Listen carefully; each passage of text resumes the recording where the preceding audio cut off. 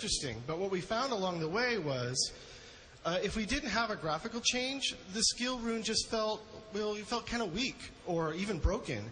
And we found that everybody at the office would just gravitate towards using all of the skill runes that have graphics changes. So what we found is that this really kind of comes down to a fundamental question, which is, we could just change all of the numbers underneath, and give you like a numerical change. And we could do that, or we could just have the screen filled with like zombie bears, right? And which would you rather have, right?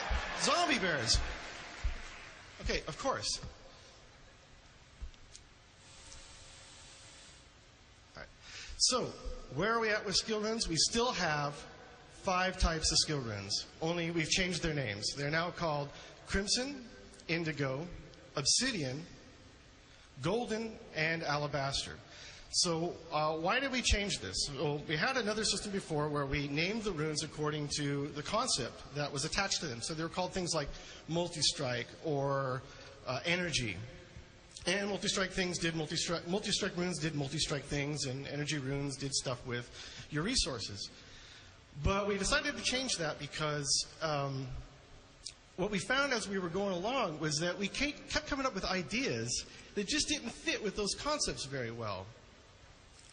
So at first, we had some concept that would fit really well. Like we'd get some things that do like a multi-shot and they would fit. But then as we started coming up with really, really wacky ideas, it just became harder and harder to shoehorn them into that system. So I want to give you an example of what I'm talking about. On screen right now is the Witch Doctor's new skill called Poison Dart. And let's see, what do we got? Obsidian rune. So that will slow monsters. And that kind of fit with the power rune before. So it wasn't too big a deal. But then we changed the skill so that we had another version that would make it a rapid fire skill. And that worked really good with multi-strike. But then we had this other wacky idea.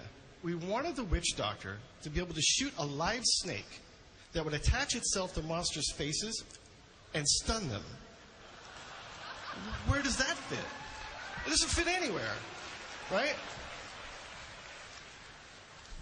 So the answer was, okay, let's just change the names of the runes. And we can come up with as many wacky ideas like that as we want, and we just put them wherever we want. It works. So next, runes now have ranks. There are 7 ranks. They increase as you progress through the game. Now, what do ranks do for runes? Here's what they do. They take whatever the rune does to a particular skill, and they just take that attribute and they make it extreme. Okay? So the easiest way to really get an understanding of how this works is to look at a skill and just see how the rune ranks change that skill. So we're going to look at Wizard's Magic Missile. You've seen this before probably. Here it is, unruned. It shoots 1 missile per cast. But then we're going to put an Indigo rune in it, rank 1. And now it shoots 2 missiles per cast. Now here's rank 7. You're going to need that in hell.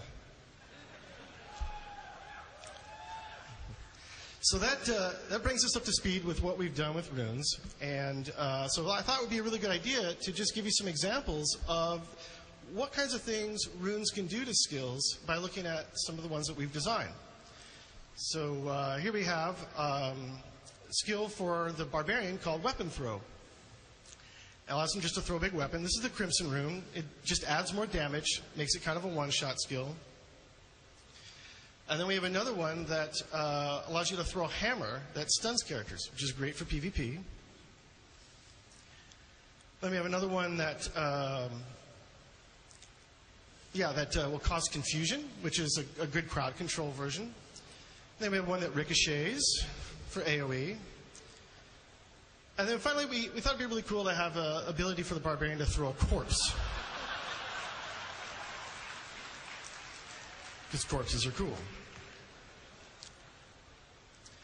So next up we have the wizard. And we brought back Hydra for the wizard. And here it is. It works just like the skill from D2. And then the Crimson rune changes them to Frost Hydras with a short-range breath attack. Then we also brought in a Lightning Hydra Lightning hydras never miss. Next up, we have an arcane hydra that shoots miniature arcane orbs for AoE damage. Then we decided to do an acid hydra because melting monsters is just a lot of fun. And then finally, we wanted to change things up again, get one of these really wacky ideas. One big hydra head, but it has the firewall attribute.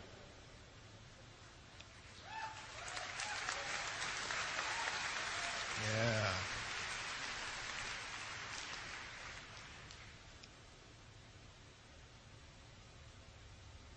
Okay. So next up, let's look at Plague of Toads on the Witch Doctor. This is the Crimson Room. It makes all of your frogs on fire. This fire is good. And then something a little bit more gameplay oriented. You've got mana reduction, so you can have a lot more frogs. And then we have Alabaster Rune will blind monsters, which gives you some crowd controlability. And then we change the skill completely and make sort of a toad blizzard. Then finally, we wanted to have a giant toad. But what's he going to do? He's going to eat monsters.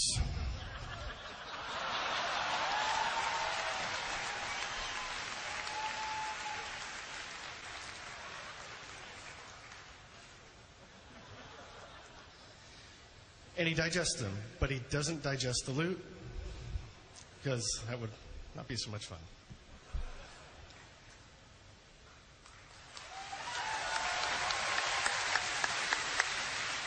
All right, so unfortunately we are running a little bit late, so we're probably not going to have time for a Q&A session. After this, I'm going to cover arenas fairly quickly. I want to let you all know that tomorrow we have a full hour of open Q&A for Diablo 3. We also have another panel where we cover a lot of new content as well, including design, art, and programming content. We show new areas from part of the game that has never been seen before, and a lot of more stuff on characters, specifically armor and armor systems. So, battle arenas. This is basically our first approach to PvP, and hopefully not our last. So the vision for battle arenas is a dedicated place for all your dueling needs. Dueling was a massive part of Diablo 2, and a lot of people really love to duel. Do we have any people here who like dueling? Anyone? Yeah, I know. You guys like to kill each other. You should just try to get along. We know you like to kill each other, and Diablo 2 really didn't support it very well. So we were really focused from the very beginning with Diablo 3 to make sure that we corrected that mistake. So, an overview of the battle arenas. It's focused on team-based play, and the reason for this is, as Julian mentioned, we have like 97 billion builds. So the idea that every build is perfectly balanced versus every other build is not going to happen. We definitely want to get all the class balance a lot better than it was in Diablo 2, but the idea is that some of the builds are supposed to be better than others. That's the point. You're supposed to try and find the best PvP build. So focusing on more team-based play softens that issue a little bit, that issue of balance. So maybe if you go into the arena and you face a build you're weak to, your teammates can actually help you make up for that. It becomes more than just about your own build, but your team's build. So a lot of the arenas is really about building the perfect PvP character. So you will be taking characters that you get in PvE, items, skills, traits, everything you do, and taking it over into the battle arena. It is definitely a game about building a PvE character into a PvP monster.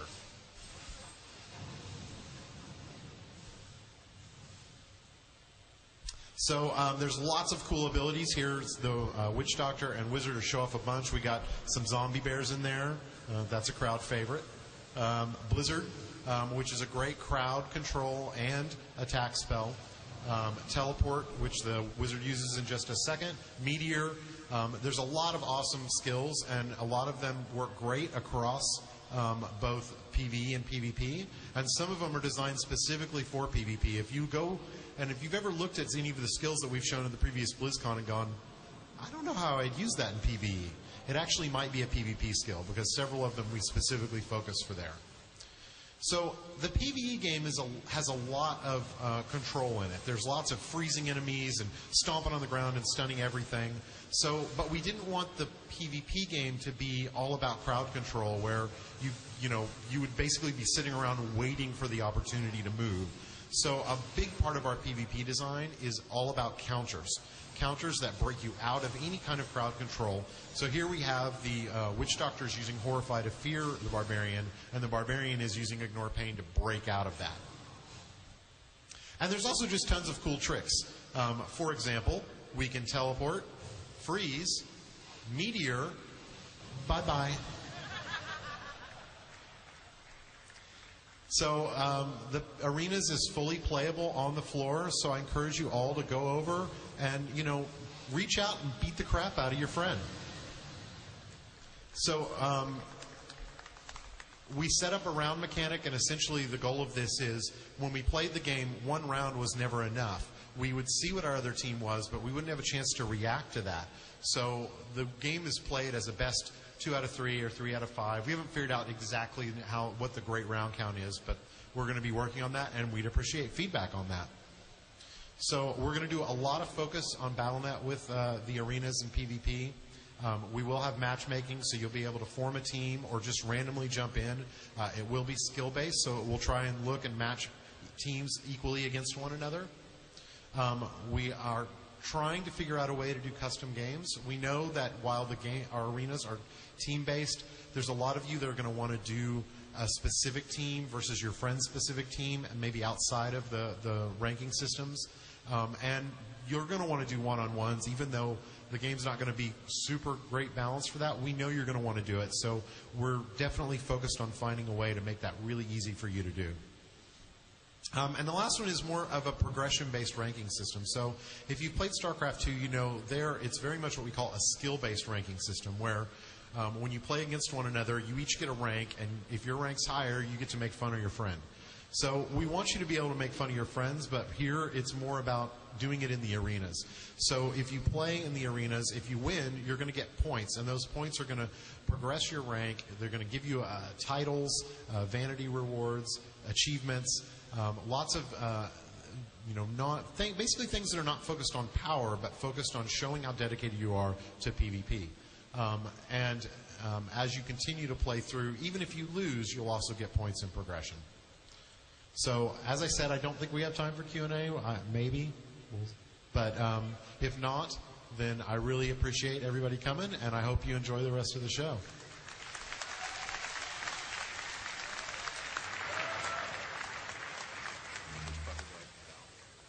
For attending the Diablo 3.